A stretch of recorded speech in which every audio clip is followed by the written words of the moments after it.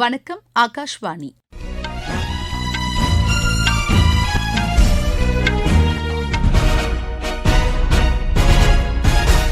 செய்திகள் வாசிப்பவர் மிருதுலா. தலைப்புச் செய்திகள்: சர்வதேச கூட்டுறவு ஆண்டிற்கான தபால் தலையை பிரதமர் திரு நரேந்திர மோடி இன்று புதுதில்லியில் வெளியிடுகிறார். இந்தியாவின் மிக நெருக்கமான நாடாக இத்தாலி திகழ்வதாக வெளியுறவுத்துறை அமைச்சர் டாக்டர் எஸ். ஜெய்சங்கர் தெரிவித்துள்ளார். மகாராஷ்டிரா மாநிலத்தில் புதிய ஆட்சி அமைப்பதற்கான ஆலோசனைகள் தீவிரமாக நடைபெற்று வருகின்றன. வக்பு வாரியம் உள்ளிட்ட 16 மசோதாக்கள் இன்று தொடங்கும் நாடாளுமன்ற குளிர்கால கூட்டத்தொடரில் விவாதிக்கப்பட உள்ளன. ISL கால்பந்து போட்டியில் கேரள அணி சென்னை அணியை வென்றது. இனி விரிவான செய்திகள். பிரதமர் திரு நரேந்திர மோடி சர்வதேச கூட்டுறவு அமைப்பின் உலக அளவிலான மாநாட்டினை இன்று புதுதில்லியில் உள்ள பாரத் மண்டபத்தில் தொடங்கி வைக்கிறார்.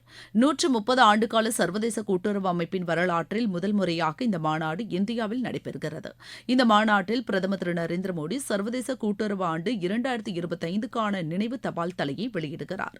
இந்த மாநாட்டில் பூட்டான் பிரதமர் திரு டாஷோ ஷெரிங் டாப்கே, ஃபிஜி நாட்டின் துணை பிரதமர் திரு மனவ கமிகா ஆகியோர் பங்கேற்கின்றனர். இந்த மாநாட்டிற்கு இந்திய விவசாயிகள் உர கூட்டுறவு நிறுவனம், அமுல் கூட்டுறவு நிறுவனம் உள்ளிட்ட அமைப்புகள் ஏற்பாடு செய்துள்ளன.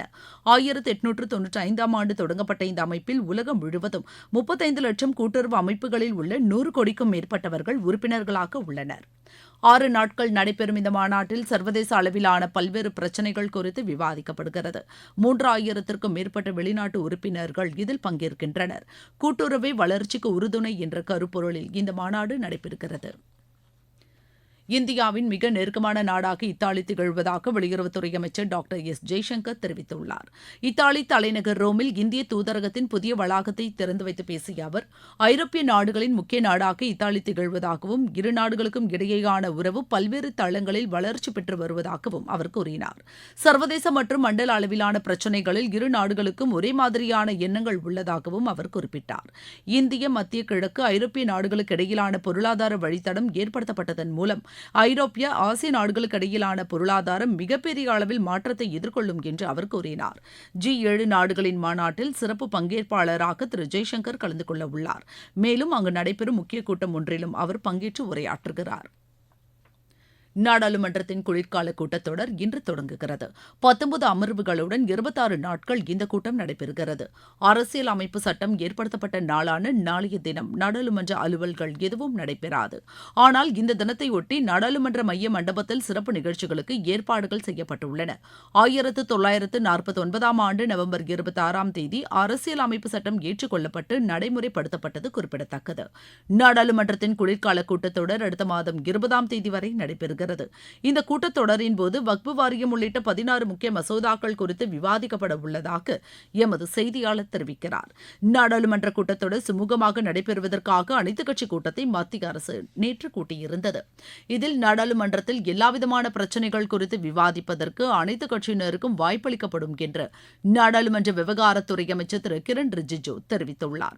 அமெரிக்காவில் ஊழல் குற்றச்சாட்டின் பேரில் இந்திய நிறுவனத்தின் தலைவர் மீது அந்நாட்டின் நீதிமன்றம் பிடிவாரண்ட் பிறப்பித்துள்ள விஷயம், மணிப்பூர் கலவரம், வேலையில்லா திண்டாட்டம் உள்ளிட்ட பல்வேறு பிரச்சினைகளை எழுப்ப எதிர்க்கட்சிகள் திட்டமிட்டு இருப்பதாக காங்கிரஸ் கட்சியின் நாடாளுமன்ற உறுப்பினர் திரு பிரமோத் திவாரி தெரிவித்துள்ளார். மகாராஷ்டிரா மாநில சட்டப்பேரவைக்கான தேர்தலில் பிஜேபி தலைமையிலான மகாயுதி கூட்டணி வெற்றி பெற்றுள்ள நிலையில் அங்கு ஆட்சி அமைப்பது குறித்து ஆலோசனை நடைபெற்று வருகிறது. தற்போது முதலமைச்சர் திரு ஏக்நாத் ஷிண்டே தலைமையிலான அரசு வரும் செவ்வாய்க்கிழமையுடன் முடிவடைய உள்ள நிலையில் ஏக்நாத் ஷிண்டே சிவசேனா பிரிவு எம்எல்ஏக்கள் கூட்டம், தேசியவாத காங்கிரஸ், அஜித் பவார் பிரிவின் எம்எல்ஏக்கள் சட்டப்பேரவை உறுப்பினர்கள் கூட்டம் தனித்தனியாக நடைபெற்றது. இதற்கிடையே அம்மாநில தலைமை தேர்தல் அதிகாரி திரு சொக்கலிங்கம் மகாராஷ்டிரா மாநில சட்டப்பேரவைக்கு தேர்ந்தெடுக்கப்பட்டுள்ள உறுப்பினர்களின் பட்டியல் ஆளுநர் திரு சி பி ராதாகிருஷ்ணனிடம் நேற்று ஒப்படைத்தார்.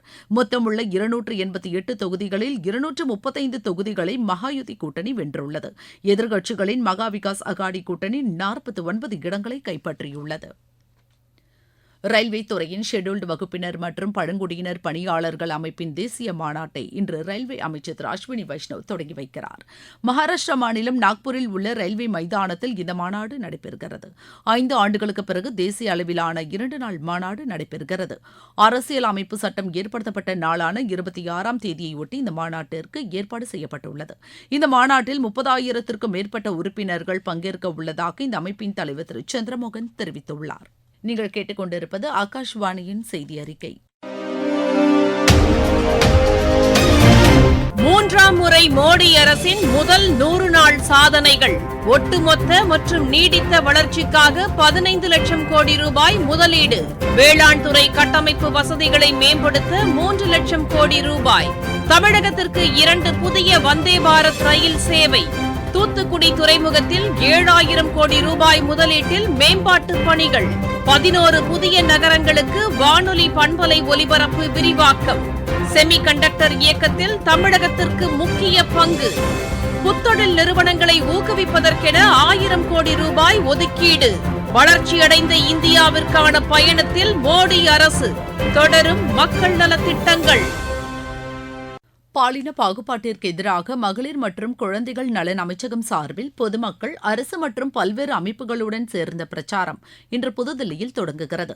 ஐக்கிய நாடுகளின் மகளிர் அமைப்பின் உதவியுடன் இந்த பிரச்சாரம் மேற்கொள்ளப்படுகிறது.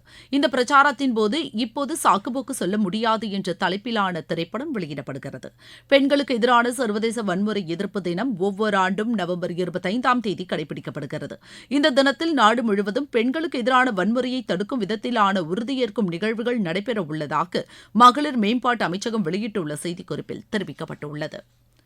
மணிப்பூர் மாநிலத்தில் நடைபெற்று வரும் வன்முறை காரணமாக அங்குள்ள பள்ளி கல்லூரிகளுக்கு மேலும் 2 நாட்களுக்கு விடுமுறை அறிவிக்கப்பட்டுள்ளது. கடந்த 16ஆம் தேதி ஏற்பட்ட வன்முறை காரணமாக கல்வி நிறுவனங்கள் மூடப்பட்டுள்ளன. இன்று கல்வி நிலையங்கள் திறக்கப்படுவதாக இருந்த நிலையில் மேலும் 2 நாட்களுக்கு அம்மாநில அரசு விடுமுறை அளித்துள்ளது. தேசிய மாணவர் படை தினம் ஞாயிற்றுக்கிழமை கொண்டாடப்பட்டது. பள்ளி பருவத்திலும் கல்லூரி பருவத்திலும் சமூகத்தின் மீது அக்கறை செலுத்தும் விதத்தில் இளம் வயதினரை வழிநடத்த NCC எனப்படும் தேசிய மாணவர் படை உருவாக்கப்பட்டது. ஒவ்வொரு ஆண்டும் நவம்பர் 4வது ஞாயிறன்று இந்த தினம் கடைபிடிக்கப்படுகிறது. தூத்துக்குடி மாவட்டத்தில் நேற்று நடைபெற்ற நிகழ்ச்சியில் தேசிய மாணவர் படையை சேர்ந்த மாணவர்கள் அங்குள்ள கடற்கரையை தூய்மைப்படுத்தும் பணியில் ஈடுபட்டனர். தேசிய மாணவர் படையில் சேர்ந்திருப்பதால் எதிர்காலத்தில் இந்திய பாதுகாப்புத் துறையில் தாம் பணியில் சேர விரும்புவதாக மாணவர் ஒருவர் தெரிவித்தார். என் பேர் பொன்சண்முகம். நான் 29 இண்டிபெண்டன்ட் NCCல ஒரு கேடட்டா இருக்கேன். நான் இந்த NCCல இருக்கனால எனக்கு நிறைய கேம்ப்ஸ் வருது. அதுக்கப்புறம் சோசியல் சர்வீஸ் பண்றோம். நேஷனல் இன்டகிரேஷன் கேம்ப்ங்கறனால நாங்க நிறைய புது கல்ச்சர்ஸ் கொண்டு கத்துக்கிறோம். அதுக்கப்புறம் ஆடிஷன் ஒரு கேம்ப் இருக்கு. டெல்லி ரிபப்ளிக் டே அன்னைக்கு பரேட் பண்றோம். அப்ப பிரசிடென்ட், பிரைம் மினிஸ்டர் அவங்களெல்லாம் பாக்குறதுக்கு ஒரு சான்ஸ் கிடைக்கி. இந்த ஸ்டேட்ஸுக்கு கல்ச்சரல்ஸுக்கு சொல்லி தனியா கேம்ப் கொண்டு போறாங்க. எங்களோட ட்ரைனிங் ஆர்மில என்ன ட்ரைனிங் கொடுக்காங்களோ அதோட பேசிக் இங்க இருக்கு. ஆர்மி பத்தி ஒரு நல்ல நாலேஜ் கிடைக்கி, டிஃபென்ஸ் பத்தி நிறைய நாலேஜ் கிடைக்கி. NCCல இருக்கனால இவ்வளவு நாலேஜ் கெயின் பண்றது மூலம் நான் வருங்காலத்துல டிஃபென்ஸ்ல எதுல போகணும்னாலும் எனக்கு யூஸ்ஃபுல்லா இருக்கு. ISL கால்பந்து போட்டியில் கேரள அணி சென்னை அணியை வென்றது. கொச்சியில் உள்ள ஜவஹர்லால் நேரு சர்வதேச விளையாட்டு அரங்கில் நடைபெற்ற இந்த போட்டியில் கேரள அணி 3-0 என்ற கோல் கணக்கில் சென்னை அணியை தோற்கடித்தது. இன்று ஹைதராபாத்தில் நடைபெறும் போட்டியில் ஹைதராபாத் அணி ஒடிசா அணியை எதிர்கொள்கிறது. உத்தரப்பிரதேசத்தில் நடைபெற்ற புரோ கபடி லீக் போட்டியில் புனே அணி பெங்கால் அணியை 51-34 என்ற புள்ளி கணக்கில் வென்றது. புள்ளிப்பட்டியலில் புனே அணி 3வது இடத்தை பிடித்துள்ளது. மற்றொரு போட்டியில் உத்தரப்பிரதேச அணி பட்னா அணியை 44-42 என்ற புள்ளி கணக்கில் தோற்கடித்தது. இன்று நடைபெறும் 2 போட்டிகளில் புனே அணி ஜெய்ப்பூர் அணியையும், பெங்களூரு அணி மும்பை அணியையும் எதிர்கொள்கின்றன. இந்திய ஆஸ்திரேலிய அணிக்கு எதிரான முதலாவது டெஸ்ட் கிரிக்கெட் போட்டியின் 4ஆம் நாள் ஆட்டம் இன்று தொடர்ந்து நடைபெறுகிறது. 534 ரன் எடுத்தால் வெற்றி என்ற இலக்குடன் ஆடிவரும் ஆஸ்திரேலிய அணி தனது 2வது இன்னிங்ஸில் ஆட்ட நேர இறுதியில் 3 விக்கெட் இழப்பிற்கு 12 ரன் எடுத்துள்ளது. பெர்த்தில் நடைபெற்று வரும் இப்போட்டியின் 3வது நாளான நேற்று தனது 2வது இன்னிங்ஸை தொடர்ந்து ஆடிய இந்தியா 6 விக்கெட் இழப்பிற்கு 487 ரன் எடுத்திருந்த நிலையில் ஆட்டத்தை முடித்துக் கொள்வதாக அறிவித்தது. விராட் கோலி அபாரமாக ஆடி சதமடித்தார். சிக்கிம் மாநில தலைநகர் கேங்டாக்கில் 40வது இந்திய சர்வதேச கால்பந்து போட்டியில் வடகிழக்கு யுனைடெட் கால்பந்து குழு சாம்பியன் பட்டத்தை வென்றுள்ளது. நேற்று நடைபெற்ற இறுதி ஆட்டத்தில் இந்த அணி கேங்டாக் ஹிமாலயன் விளையாட்டுக் குழுவினை டைபிரேக்கர் முறையில் வெற்றி பெற்றது. மீண்டும் தலைப்புச் செய்திகள். சர்வதேச கூட்டுறவு ஆண்டிற்கான தபால் தலையை பிரதமர் திரு நரேந்திர மோடி இன்று புதுதில்லியில் வெளியிடுகிறார். இந்தியாவின் மிக நெருக்கமான நாடாக இத்தாலி திகழ்வதாக வெளியுறவுத்துறை அமைச்சர் டாக்டர் ஜெய்சங்கர் தெரிவித்துள்ளார். மகாராஷ்டிரா மாநிலத்தில் புதிய ஆட்சி அமைப்பதற்கான ஆலோசனைகள் தீவிரமாக நடைபெற்று வருகின்றன. வக்பு வாரியம் உள்ளிட்ட 16 மசோதாக்கள் இன்று தொடங்கும் நாடாளுமன்ற குளிர்கால கூட்டத்தொடரில் விவாதிக்கப்பட உள்ளன. ISL கால்பந்து போட்டியில் கேரள அணி சென்னை அணியை வென்றது. இத்துடன் இந்த செய்தி அறிக்கை நிறைவு பெற்றது.